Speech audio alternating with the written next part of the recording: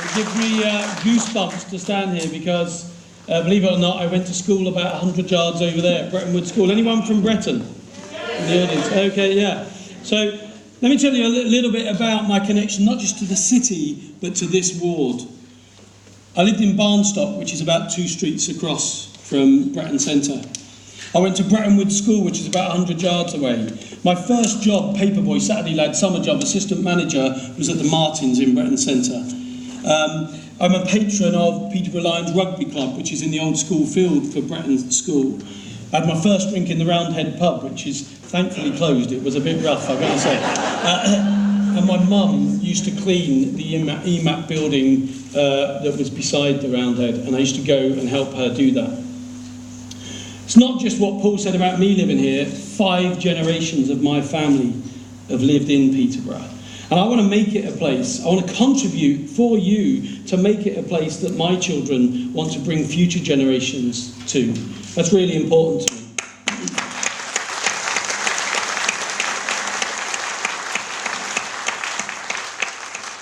So 7 years ago, I was on a TV programme and it really affected me. I thought it'd be interesting, but actually it made me change my whole life. I sold my businesses around the world.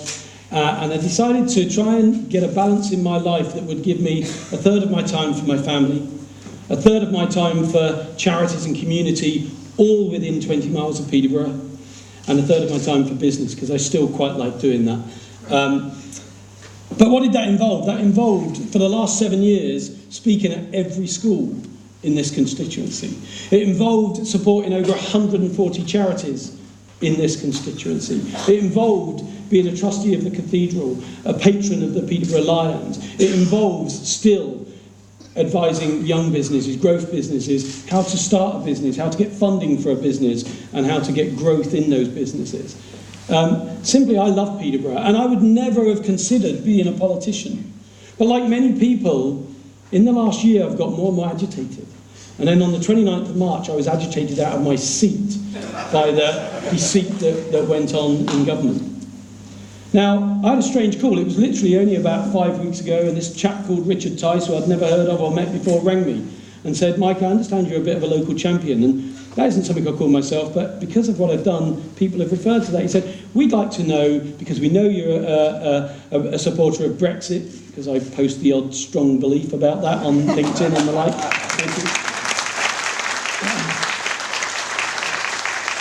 "We'd like to know if you'd be interested in becoming a Brexit Party candidate for Peterborough after the Fiona-Lasagna thing." I said, "I don't know, I haven't really thought about it. Should we meet?" We had a coffee 4.5 weeks ago.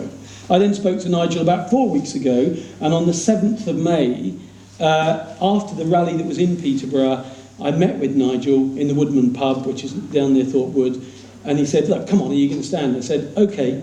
At that point, I hadn't told my wife, because by the time I got home, she was asleep in bed. One daughter was at school, one was at university. But, you know, the more I thought about it, the more a lot of what I've been doing, advising businesses, supporting charities, getting involved in this city, is what an MP should do for their city. It's the kind of stuff that should be going on all around the country.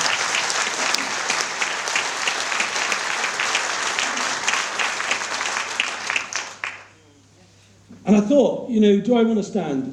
And I thought, why would I stand? You know, can I do the politics piece of it? I didn't necessarily need the political experience, because that exists in droves in this party with Nigel and Richard and Nunziata and so on.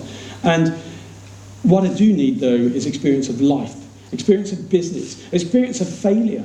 Because the problem with politics, the problem with politicians is they never feel the price of failure. After trying to build my first business, I came back and lived with my mum again, because I lost my business. My first home that I owned was in Manton in Bretton. I lost that home. And for 2 years, my wife and I delivered pizzas on the back of a moped.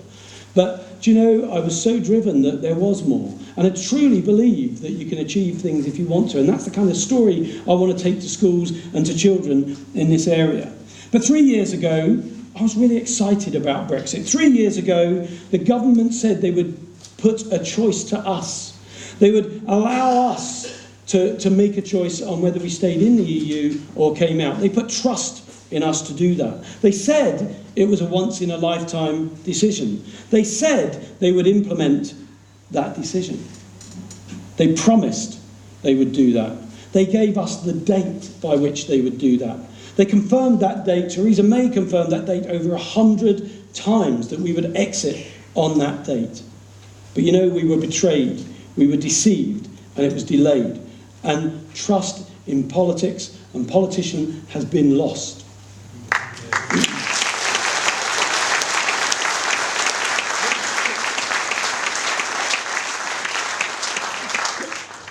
Quite simply, the job is not done.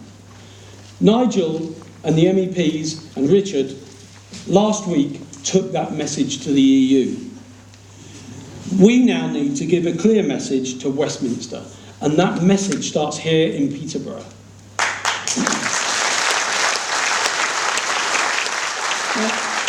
Now people will say to you the Brexit Party doesn't have a manifesto. Now, being new to politics, I thought I'd better look in the dictionary at what manifesto means. And it says a parliamentary promise. Isn't that a joke? It should mean parliamentary broken promises. Because not one party for several parliaments that have gone past have delivered on all their promises. So we're not going to have a manifesto. But I'll tell you what I will do is I'll make 4 pledges to Peterborough that I will deliver.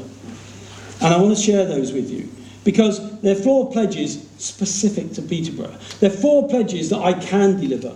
They're 4 pledges that I know how to deliver. And they're 4 pledges in areas that I have delivered in business and my life before. They are 4 pledges I will deliver, given the chance, by you, constituents of Peterborough. Let me tell you about them. We talk about schools and education, and for me, it all starts with schools and education. Going to Bretton Woods, anyone go to Bretton Woods School here?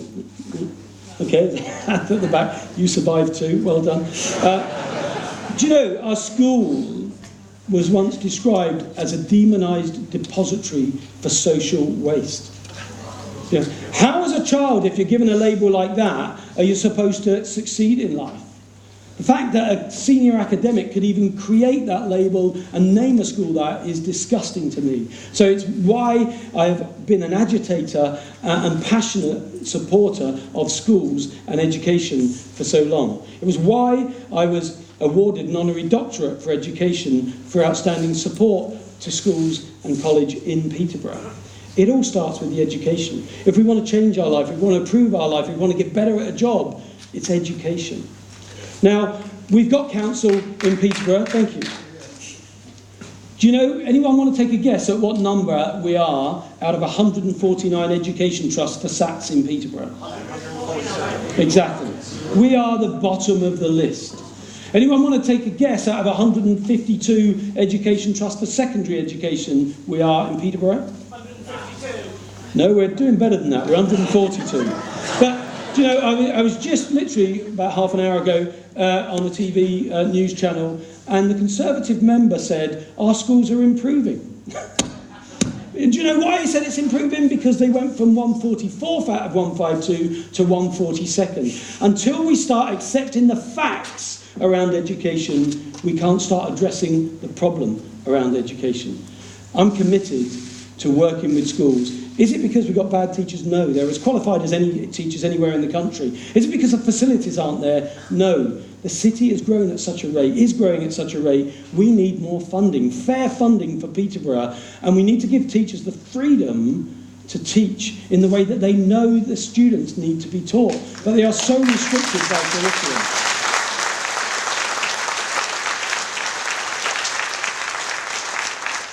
About 5 years ago, one of the things I did was, I thought we need our university. We're the only city of our size without our own awarding agreement, whatever it's called. Yeah, I went to Bretton Woods, sorry. And so I got on the committee, the founding committee. We got £6 million of funding from the combined authority.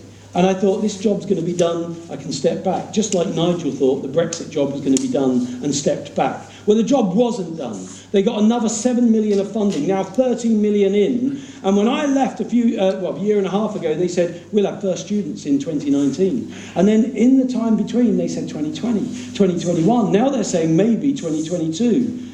I'm going to get that job done. We should have our own university.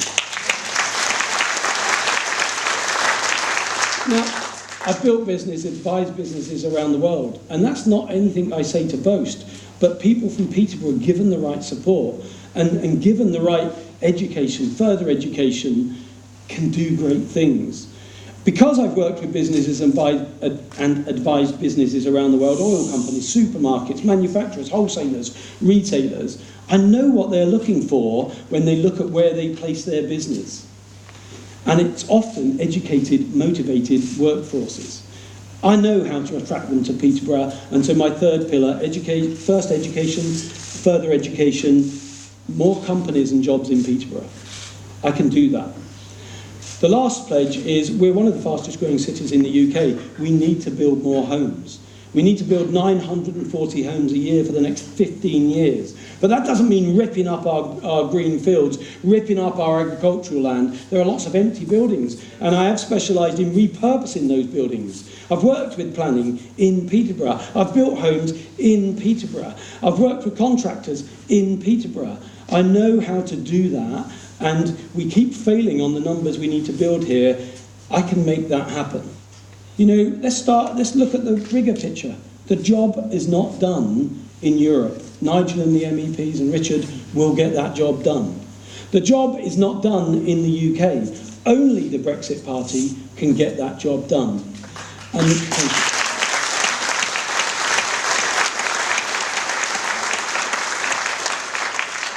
the job is not done in Peterborough. I stand here saying to you, I can do that job in those 4 areas, and I will get the job done.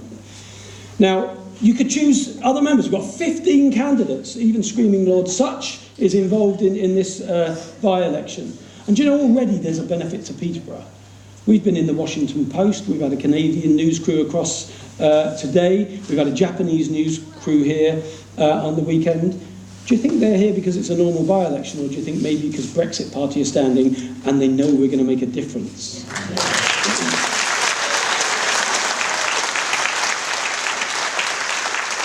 Now let's just say you think you'll vote for the Labour Party, who let you down last time, for the Tory Party, who were in the 3 periods before that, and yet we've got where we are with education and so on. But even if they were great people, and it isn't that they're not, they care for this city. And they believe they're going to do the right thing. But because they're going to go straight into Parliament, if they win, as a backbencher, they're going to be backbench whipping fodder. It's not their fault, that's the reality of where they will be. By the very nature that I'll be Billy No-Mates in there, I will be your front bench representative for Peterborough.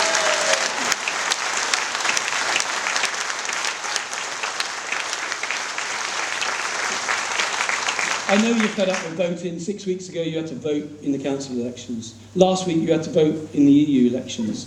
But if we're going to do the best thing for Peterborough, I need to ask you to vote one more time. One more push. Vote on Thursday. If you vote for me, I will get the job done in Peterborough. Thank you.